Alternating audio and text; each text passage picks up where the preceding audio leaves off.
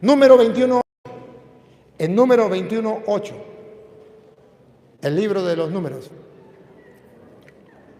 Aquí viene lo peor.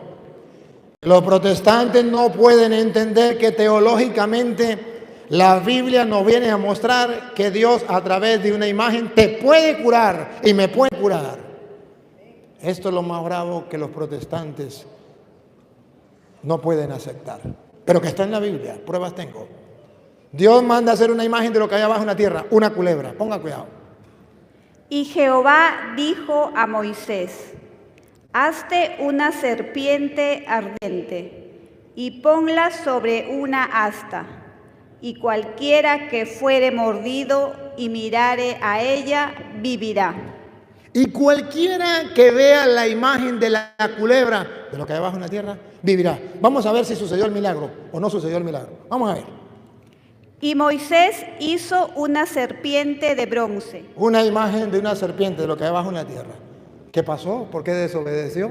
Ajá. Y ahora vean si ocurrió el milagro o no. Y la puso sobre una asta, y cuando alguna serpiente mordía a alguno, miraba a la serpiente de bronce y vivía. Naguará, que los protestantes dicen que Dios prohíbe las imágenes, que Dios no puede hacer un milagro a través de las imágenes. Si de la imagen de una culebra hizo tan grande milagro, ¿qué no hará de la imagen de la Virgen María? Imagínenselo nomás. ¿Qué no hará? Para Dios nada es imposible. Ojo, ¿se imagina que esos judíos hubiesen sido protestantes? Los mordió una culebra y le dice, para que se sanen, ustedes van a ir ante la imagen de la culebra y miran la imagen para que queden curados. ¿Qué hubiese pasado? Hubiesen muerto todos los protestantes y no tuviésemos nosotros a los protestantes. Claro, los muerde una culebra, ¿cómo se iban a curar? La única condición para curarse era ver la imagen. Qué bravo, ¿no? Y entonces, ¿por qué los protestantes dicen que ellos leen la Biblia y conocen mucho de Biblia? Escuchan cantar el gallo, pero no saben dónde. Pero Dios manda hacer imágenes. ¡Oh! Está bien, pero Dios, eso es casualidad. Y Dios puede hacer lo que Él quiera. Pero ¿dónde dice la Biblia que en los templos, yo he ido en los templos católicos, puras imágenes? ¿Dónde dice la Biblia que en el templo podemos tener imágenes? Primera de Reyes, capítulo 6, versículo 23. El templo de Jerusalén. ¿Se acuerda que donde entró Jesús y sacó a los vendedores del templo y tiró las monedas y agarró un rejo y lo sacó corriendo y le dijo, mi casa es casa de oración y ustedes la han convertido en cueva de bandidos? Ahí había imágenes y Jesús no dijo nada de las imágenes. Van a ver el retrato del templo donde Jesús entró. ¿Por qué Jesús no dijo nada de las imágenes? Dijo un protestante, porque no las vio. Porque no las vio. Vamos a ver dónde estaban las imágenes en el templo, para que ustedes vean por qué los católicos tenemos imágenes en el templo. Van. Primera de Reyes 6:23. Hizo también en el lugar santísimo. En el lugar santísimo del templo, sagrado. 2 querubines. Imágenes de lo que hay arriba en el cielo. ¿De qué tamaño? 2 querubines de madera de olivo, cada uno de 10 codos de altura. 10 codos son 5 metros. 5 metros de altura. ¿Y de ancho? Una ala del querubín tenía 5 codos y la otra ala del querubín otros 5 codos. 5 metros de alto por 5 metros de ancho y eran 2. ¿Y Jesús no lo vio?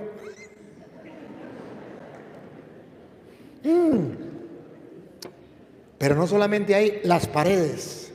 Versículo 29. Las paredes. ¿Cómo eran las paredes del templo? Por fuera y por dentro. Vamos a ver. Y esculpió todas las paredes de la casa alrededor de diversas figuras, de querubines, de palmeras, y de botones de flores por dentro y por fuera. Por dentro y por fuera de las paredes esculpió imágenes de querubines. Se van imaginando el templo de Jerusalén, ¿no? Ahora las puertas, versículo 31, las puertas. A la entrada del santuario hizo puertas de madera de olivo, y el umbral y los postes eran de 5 esquinas. Las 2 puertas eran de madera de olivo, y talló en ellas figuras de querubines. Figuras de querubines en las puertas y las cubrió de oro, escuchen. De palmeras y de botones de flores, y las cubrió de oro. Imágenes de oro en el lugar santísimo, de 5 metros de alto por 2 de ancho. En las paredes del templo, por fuera y por dentro, en las puertas, imágenes. Pregunto, ¿se imaginan ustedes a un protestante entrar al templo de Jerusalén? Le da un infarto. Se mueren. La ignorancia de los protestantes es grande, no conocen las Escrituras. Y Jesucristo no dijo nada de esas imágenes, pero sí sacó a los vendedores del templo que, como los protestantes, comerciaban con la fe de la gente. Y los sacó a rejo y dijo: cueva de ladrones. ¿No haría Jesús lo mismo hoy día si entrara en las sectas protestantes donde hace robar a la gente con el diezmo? Entonces, queridos hermanos, vean que la Biblia sí manda hacer imágenes. Es mentira de los protestantes, que es lo que prohíbe la Biblia. En Hechos de los Apóstoles, capítulo 17, versículo 29, San Pablo dice: ¿qué es lo que la Biblia prohíbe? Prohíbe que ustedes y yo creamos que la divinidad es algo hecho por manos humanas. Eso es lo que prohíbe la Biblia. Así lo resume San Pablo. Hechos de los Apóstoles, capítulo 17, versículo 29. Siendo pues linaje de Dios. Si somos creyentes, si somos linaje de Dios. Lupita, por favor, miren lo que prohíbe la Biblia. No debemos pensar. ¿Qué es lo que prohíbe la Biblia? Prohíbe que pensemos. Está prohibido. No debemos pensar. ¿Qué es lo que no debemos pensar? Que la divinidad. Que Dios, la divinidad, sea semejante a oro o plata o piedra, escultura de arte y de imaginación de hombres. ¿Qué es lo que no entienden? ¿Qué es lo que no entienden? La Biblia dice: lo que Dios prohíbe es que usted y yo pensemos que la divinidad es una obra de arte de un hombre. Fue creado por obras humanas. Repítalo. No podemos pensar. Repítalo. Que la divinidad. No, repítalo otra vez todo, a ver. Siendo pues linaje de Dios, no debemos pensar que la divinidad sea semejante a oro o plata o piedra, escultura de arte y de imaginación de hombres. Eso es lo que prohíbe la Biblia. Eso es tan sencillo como eso. Pero los protestantes cargan la cantaleta. Es que la Biblia prohíbe tener imágenes. Es que los católicos son idólatras. ¿Y cuántos católicos ya se han ido de la iglesia porque le metieron ese disco rayado en la cabeza? Le vendieron esas mentiras y ellos también tienen imágenes. Entonces, ¿qué hacemos? Lo que Dios prohíbe que usted crea que una cosa, un animal o una persona es Dios. Aferrémonos a nuestro Dios. Jesús es Dios. Es el verdadero y único Dios. Amémoslo, creamos en Él. Es el todopoderoso, es el invisible. Es el Emmanuel, Dios con nosotros. Tenemos la dicha de tener al Dios cercano más que cualquier otro pueblo. Y no tenemos cualquier Dios. Tenemos un Dios grande. ¿No dice la canción, una canción que dice? ¿Cómo es que dice? No hay un Dios tan grande como tú. No lo hay, no lo hay, no hay Dios tan grande como tú. No lo hay, no lo hay.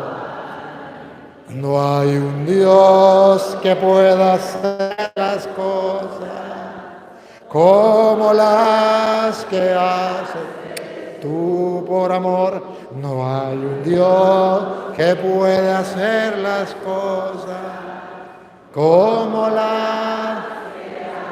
Queridos hermanos, eso es lo que Dios le pidió al pueblo de Israel, a Abraham, Isaac, Jacob, Moisés y a toda su descendencia, y nos pide hoy a nosotros. Que aprendamos que hay un solo Dios que tiene todo el poder en el cielo y en la tierra, como dice el salmista. ¿Se acuerda del salmista 95 en la Biblia protestante y en la católica el 94?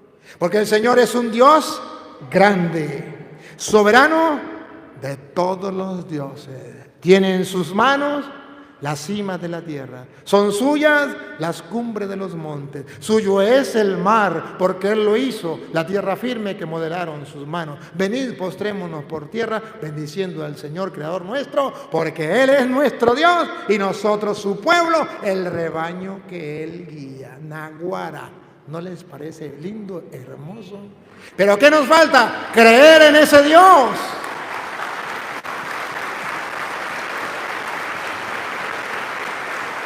Y por eso ustedes aquí en el Perú tienen que hacer un acto de fe y de desprenderse de los dioses falsos que sus padres antes tenían en el Perú.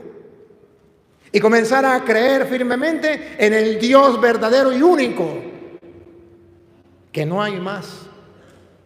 Y aferrarse a ese Dios con todo el corazón, con toda el alma, con toda la fuerza, como lo dice la Biblia. Amarás al Señor tu Dios con todo el corazón, con toda el alma, con toda la fuerza. A eso me he venido a este mundo. Para eso la Santa Madre Iglesia te invita a reflexionar. Para eso vas a misa, para eso ora, para eso lee la Sagrada Escritura, para tener un encuentro personal con tu Dios, para encontrar el cielo en la tierra. Porque cuando descubres a ese Dios y tienes un encuentro personal con Él, dice la canción, entonces he encontrado el cielo en la tierra. Porque el cielo es Dios mi Salvador. Dios está en el centro de mi alma. Alabanza de su gloria seré. Vamos a encontrar a Dios aquí en la tierra. Pero eso no lo puede hacer el Padre Toro por ustedes. Cada uno en parte. ¿No se han dado cuenta que el Papa Francisco ha insistido en que debemos tener los obispos, los curas y los laicos un encuentro personal con Dios? Porque ese encuentro es personal de tú a tú con Él. Nosotros los sacerdotes solamente podemos indicarle el cómo, pero no podemos hacerlo por ustedes. Yo le puedo indicar a ustedes dónde venden una comida sabrosa, pero no puedo comer por ustedes. Y si como, engordo yo y ustedes no. Yo puedo indicarles a ustedes cómo encontrarse con ese Dios. Y por eso hoy vengo a predicarles la palabra de Dios, para indicarles a ustedes cómo deben encontrarse con ese Dios. Un santo decía, que a mí se me olvidó quién es, decía San Jerónimo: desconocer las Escrituras es desconocer a Cristo, que traducido al castellano significa: conocer las Escrituras es conocer a Cristo. Si eso es verdad, ¿qué pasa con los católicos que no han leído la Biblia? No conocen a Cristo. Y por eso después se van a meter a evangélicos, porque le meten gato por liebre. Los engañan, porque no han tenido una experiencia con Dios. Hace rato les preguntaba: ¿ustedes creen que Jesús está en la hostia y que Dios? Y me dijeron que sí. ¿Usted cree que un católico que sepa que ahí está Dios se mete a protestante? No, si se mete a protestante porque nunca creyó que ahí está Dios. Porque si cree que ahí está Dios, ¿cómo va a dejar a su Dios? Y Jesús es Dios. Y tenemos la prueba y Él se ha dado las pruebas. Vean, por ejemplo, los videos de aquel ateo que hace los trabajos sobre las hostias sagradas. Castañón. Ricardo Castañón, algo así. Véanlo, cómo Dios en pleno siglo XXI manifiesta su poder a través de la Eucaristía y nos muestra que Él está presente. Y tengamos la experiencia, háganlo al menos por prueba. Háganlo al menos por prueba. Estén en el Santísimo a solas con Él. Él conmigo y yo con Él. Crean que Él es Dios y está ahí. Y disfrútenlo. Disfrútenlo. Yo una vez tuve una experiencia muy hermosa en el Santísimo. Una vez me mandaron a matar. Y yo me fui, no sabía, y me fui al Santísimo. Y estaba allí. Con Dios, Él conmigo y yo con Él. Siempre lo hago mínimo 1 hora. Cuando terminé, siento que hay alguien atrás y había un hombre con un cuchillo detrás. Y se puso a llorar y me dijo, Padre, tengo media hora intentando clavarle el cuchillo y no soy capaz. Ayúdeme. Le dije, sí, pero guarde ese cuchillo. Y hablamos y me dijo, no, me mandaron a matarlo, pero no fui capaz. ¿Qué pasó? ¿Qué pasó? Estábamos los dos solos. Pero había alguien conmigo que no dejó que me matara. Dios existe, está vivo en todas partes, con nosotros, nos acompaña de día, de noche. ¿Qué pasa, hermano? ¿Qué pasa con tu Dios? ¿Se te olvidó? Ya quitémosle la idea de Dios. Dios no es una idea. Quítense la idea de Dios. Quítense la imagen de Dios. Dios no es una imagen. Dios es una persona, es un ser espiritual que se une a tu espíritu y quiere vivir contigo. Dijo Pablo, ya no vivo yo, es Cristo quien vive en mí. Y decía San Juan, que Él crezca y que yo disminuya. Es una experiencia personal con Dios que tengo que darle cabida, a adorar a ese Dios en espíritu y en verdad, como dice Jesús. Los verdaderos adoradores adorarán al Padre en espíritu y en verdad. Yo tengo que convencerme que hay un ser superior a mí, invisible pero todopoderoso, que hizo el cielo, la tierra, el mar y cuanto lo llena. De Él vengo, ya Él voy. Hace 100 años yo no existía. Entre 100 años ya estaré muerto. ¿De dónde vengo? ¿A dónde voy? A Dios. Y Él es el todopoderoso. El hecho de que no lo mire, eso no es problema, porque nosotros actuamos por fe. ¿Y por qué no lo creemos? ¿Y por qué no lo ejercitamos? ¿Y por qué no comenzamos a creer que ese Dios lo puede todo, que nos puede acompañar en todo momento, incluso en los momentos más difíciles de mi vida? Yo recuerdo la experiencia de mi padre. Mi padre me decía cuando estábamos pequeñitos, hijos, crean en Dios. Si ustedes creen en Dios, nosotros vivíamos en el monte, había tigre. Nosotros teníamos mucho miedo al tigre. Si ustedes creen en Dios, Dios no va a permitir que el tigre se los coma. Papá, pero ¿cómo va a ser Dios? Digo, bueno, no sé, no sabemos, pero Dios puede ser que Dios no permita que el tigre abra la jeta. Y si le permite que abra la jeta, no le permite que la cierre. Y uno cuando niño, pues le daba vuelta y vuelta, pero papá lo decía y hay que creerlo. Y decía, creen en ese Dios, pídele a ese Dios, confíen en ese Dios. Y yo a las 3 de la mañana tenía que irme a ordeñar a la finca del lado para que nos dieran la leche, porque éramos muy pobres. Y entonces tomábamos leche con agua. Y ese era el desayuno. Y plátano, y yuca. Y yo me paraba y cruzaba el río nadando. Iba a ordeñar y regresaba. Y ese día yo me paré y me fui medio dormido.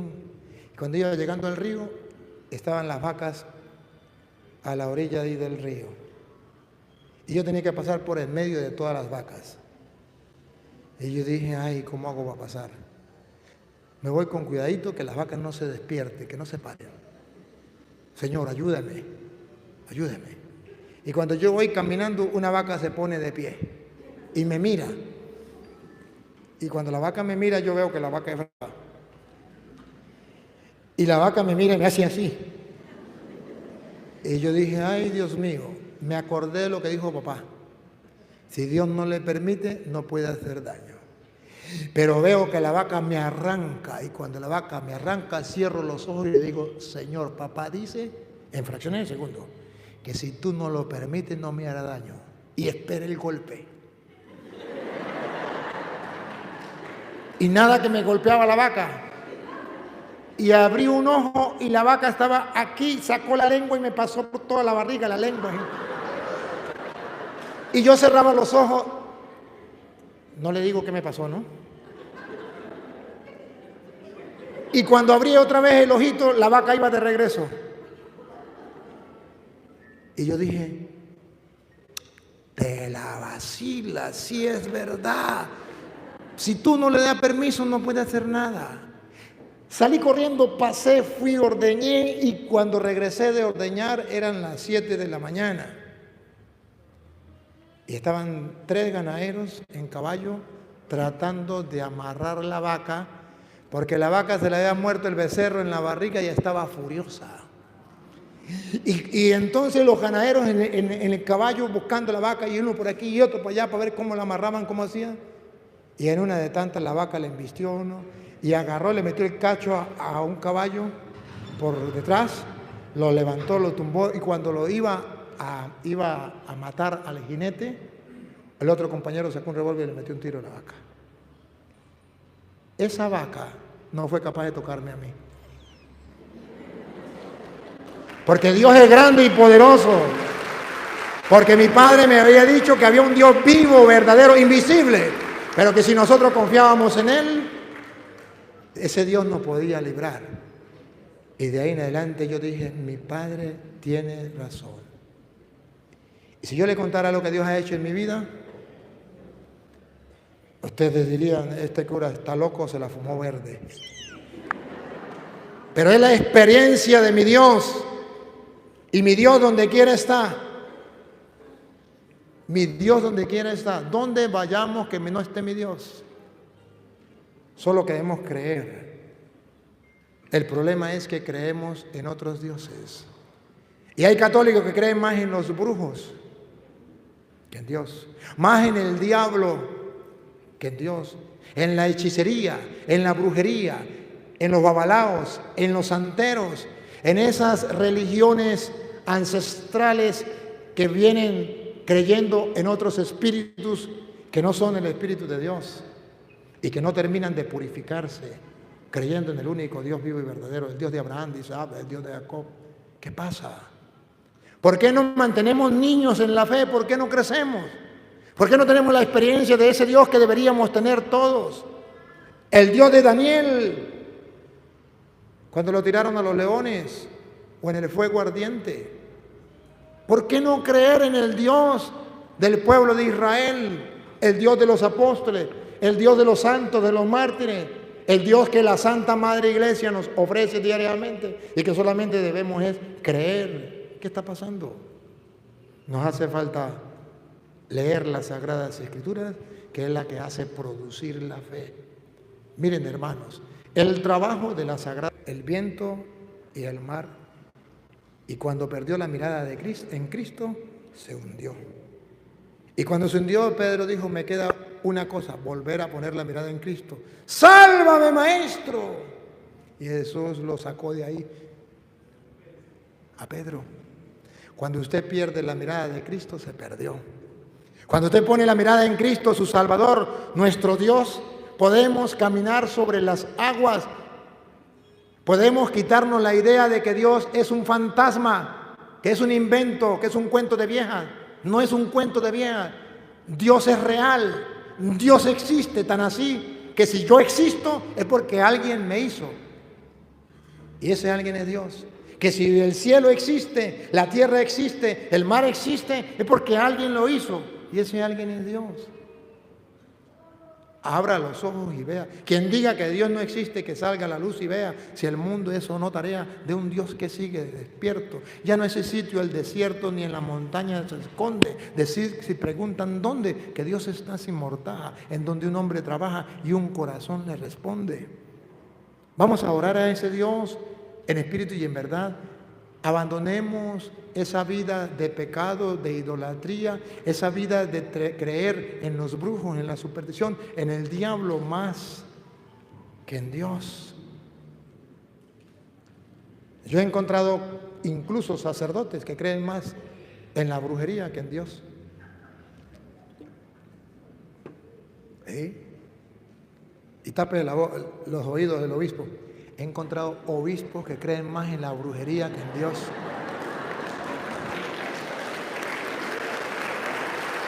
¿Qué pasa? ¿Qué está pasando?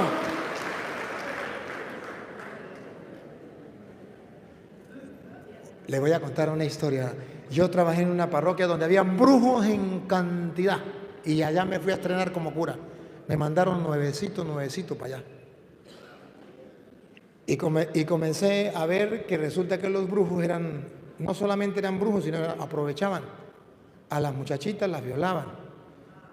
Entonces llegaba y decía, bueno, estas muchachas tienen tal cosa, y le llevaban y le daban un bebeízo y la emborrachaban y la violaban y después, bueno, cuántas cosas pasaban. Y un día llegó una señora, una muchachita llegó y me dijo, padre, vengo a decirle que yo fui a un brujo porque estaba muy mal, mi papá, mi mamá me llevó a un brujo y resulta que el brujo hizo algo ahí y yo me quedé, no supe de mí. Cuando desperté, sentí que me habían violado.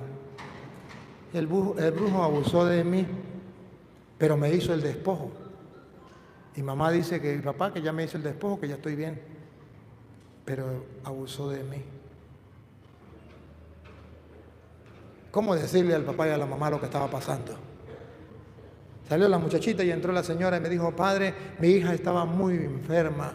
Gracias a Dios me encontré un brujo bien bueno que le hizo un despojo. Pero padre, mire, para que el brujo le hiciera el despojo, yo tuve que acostarme con el brujo. Más atrás venía el marido. Padre, usted sabe que mi hija tenía un problema y le llevé un brujo más bueno, le hizo un despojo y ya estamos contentos. Y yo dije, lo que no sabe es que el despojo también se lo hizo a la mujer. Y me enfurecí. Y comencé contra los brujos.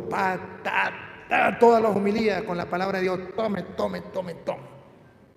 Y se enfurecieron los brujos. En la mañana, cuando yo me levantaba, había tal cantidad de sapos cocidos, huesos de muerto, tierra de cementerio. Todo me lo tiraban porque donde yo dormía había un pedazo abierto a la calle y por ahí lo tiraban y caían completico en la puerta mía. Llegaba la secretaria y decía, Padre, salga, yo no voy a estar ahí cerquita a quitarle lo que le pusieron en la puerta. Abría la puerta, mire lo que le pusieron, barra eso. No. Me cae la brujería a mí. Le dije, no sea tonta, agarraba y tiraba la basura. Todo el tiempo. Un día llegó una señora así de gorda. Literalmente la piel pegada al hueso. Y me dijo, padre, la traían entre varios. Padre, ¿será que usted me confiesa? Le dije, claro. ¿Y será que usted me perdona? Le dije, ¿por qué no? Dijo, es que yo soy una de las brujas más bravas de aquí. Y le dije, ay, ¿qué pasa? Dijo, mire cómo estoy. Nos reunimos todos los brujos del pueblo para hacerle brujería a usted, porque usted estaba en contra de nosotros. Invocamos a los espíritus más fuertes y bajó un espíritu y le dimos la orden que fuera y se le metiera a usted. Y dijo el espíritu, a ese cura no lo puedo ni tocar, pero yo de aquí no me voy. Y se me metió a mí. Mire cómo estoy muriéndome. ¿Será que usted me puede hacer? Me han llevado a todos los otros brujos y ninguno ha podido hacer nada. La decisión que tomamos es que viniera a donde estaba usted. Padre, ¿será que usted puede hacer algo por mí? Le dije, claro que sí, venga. Yo estaba nuevecito, sacerdote recién nuevecito. Y cuando la confesé y le puse la mano encima, comenzó a chirriar como un perol donde usted frita el pescado y le echa agua. Chirriaba y botaba humo a la cabeza de la señora, un humo podrido. Y cuando le di la solución, la señora quedó tendida al suelo. Después se levantó. El Padre, siente una paz. Gracias, Padre. Y se fue. No supe si se murió o si se salvó, pero no pudieron hacerme daño porque mi Dios es grande y poderoso y mi Dios donde quiera está, me acompaña y me protege las 24 horas del día. Tenemos esa oferta, tenemos esa garantía. ¿Qué está pasando? ¿Por qué no creemos en ese Dios? Yo quiero que ustedes se aferren a ese Dios, que no duden de ese Dios, confíen plenamente en ese Dios. Entonces, ¿qué es la idolatría? Tener otro Dios, desviar la mirada de ese Dios, no creer en ese Dios grande y poderoso. Miren, hermanos, los protestantes vienen engañando a la gente diciendo, ¿y por qué ustedes tienen la imagen de los santos? ¿Por qué los santos? ¿Por qué eso? Y dicen que hacen milagros. Nosotros creemos que Dios puede hacer milagros a través de una imagen. Ya le mostré en el Antiguo Testamento que a través de una serpiente pudo hacer milagros. Pero ¿sabe que Dios hace milagros a través de los santos? Hechos de los Apóstoles, capítulo 19, versículo 11. Van a ver cómo Dios hace milagros a través de los santos. Ojo, un protestante me puede decir, sí, ahí hacía milagros a través de Pablo. Pero era que Pablo estaba vivo, estaba presente. Y Dios hace milagros a través de alguien que le sirva a él, pero que esté presente. Está bien, pero resulta que ahí dice que hacía milagros cuando estaba Pablo presente y también cuando Pablo estaba ausente. A través de lo que la iglesia llama reliquias de los santos. Hechos de los Apóstoles, capítulo 19, versículo 11 de la Biblia Reina Valera, para que vean que no solamente tenemos nosotros en la iglesia imágenes y que Dios hace milagros a través de eso, sino también las reliquias de los santos. Y que a través de un santo Dios puede hacer milagros. Escuchen. Y hacía Dios milagros extraordinarios por mano de Pablo. Cuando Pablo estaba presente. Ahora ya cuando no esté presente, que es el caso de los santos que nosotros ahorita tenemos, que ya no están presentes físicamente. Escuchen. De tal manera que aún se llevaban a los enfermos los paños o delantales de su cuerpo, y las enfermedades se iban de ellos, y los espíritus malos salían. Con los pañuelos que Pablo había tocado, con las camisas que Pablo había tocado, Pablo ya no estaba. Y llevaban los pañuelos de Pablo y llevaban las camisas de Pablo y los enfermos se curaban y los espíritus se iban. Dice la Santa Madre Iglesia, caramba. Entonces Dios, por amor a sus elegidos, es capaz de hacer milagros para mostrar el amor que tiene hacia esa persona. Y es ahí entonces donde la teología católica dice, sí, Dios sigue haciendo milagros a través de los santos. Y a través de la reliquia de los santos.